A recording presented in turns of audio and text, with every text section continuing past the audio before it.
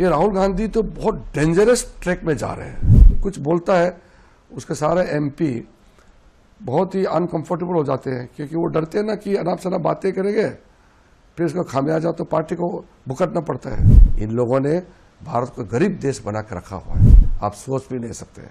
अगर ऐसा सरकार आज़ादी के बाद तुरंत मिल जाते तो आज इंडिया ऑलरेडी डेवलप कंट्री बन चुका होना था।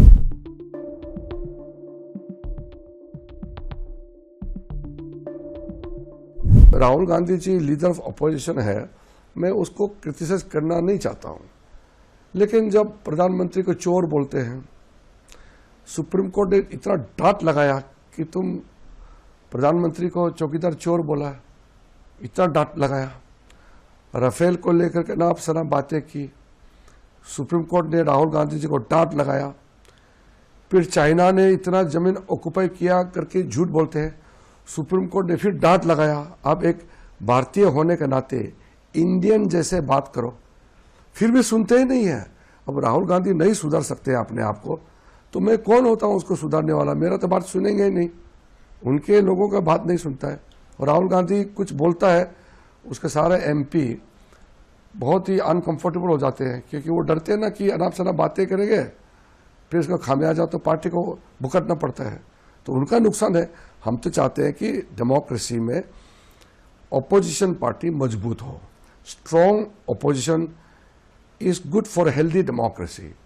यहां तो स्ट्रॉन्ग ऑपोजिशन का तो छोड़ दीजिए, ऑपोजिशन के रूप में बेसिक काम भी नहीं कर पाते हैं। जब कांग्रेस पार्टी चुनाव नहीं जीत सकते हैं तो भारत के विरोधी कई ताकतें हैं, ये सब मिलकर के सरकार और जो संस्था है उसको अटैक शुरू कर देता है कि जन विश्वास खत्म हो जाए देश के प्रति, देश के संस्थाएं के प्रति। जुडिशरी को कमजोर करने के लिए लोगों ने बार बार बोला है कि इंडियन जुडिशरी बिक चुका है।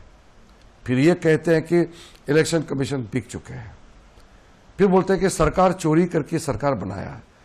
तो ये जब देश को कमजोर करने के लिए कोई योजना बनाते हैं, कोई षड्यंत्र रचाते हैं, तो देश का जो सरकार का क्रेडिबिलिटी, देश में जितना इंस्टीट्यूशन है उसका क्रेडिबिलिटी को जब आप अटैक करते हैं तो फिर आंदोलन खड़ा होता है। तो इस तरीके का ये मानसिकता, ये लेफ्टिस्ट मेंटेलिटी से जोड़ते हुए ये लोग काम कर रहे हैं।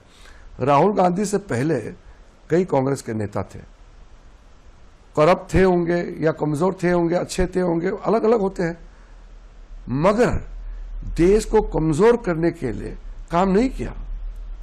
ये राहुल गांधी तो बहुत डेंजरस ट्रैक में जा रहे हैं कि जो जॉर्ज सोरोस बोलते हैं कि भारत के सरकार को डिस्टेबलाइज करने के लिए $1 ट्रिलियन रखा है, या भारत विरोधी खालिस्तान फोर्स कनाडा में, यूएस में, यूके में बैठा है, और भी कई लेफ्ट ऑर्गेनाइजेशन है जो देश के खिलाफ काम करने के लिए षड्यंत्र रचा रहे हैं, उनके साथ तालमेल करके राहुल गांधी और कांग्रेस पार्टी काम कर रहे हैं।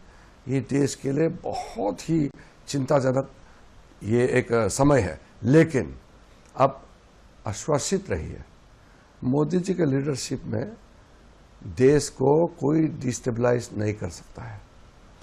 हम तो सरकार में हैं, अंदर में मैं देखता हूं कितना बारीकी से देश को सुरक्षित रखने के लिए मोदी जी और उनके सरकार समर्पित है, आप सोच भी नहीं सकते।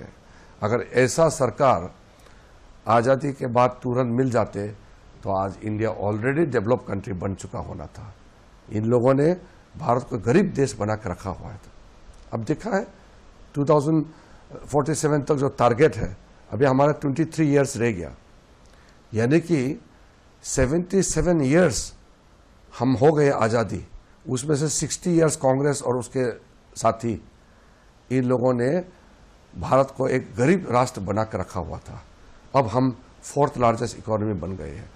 तो सिक्योरिटी, इकोनॉमी और हमारा टोटल भारत का जो इमेज है, अब कोई इसको तबाह नहीं कर सकता है।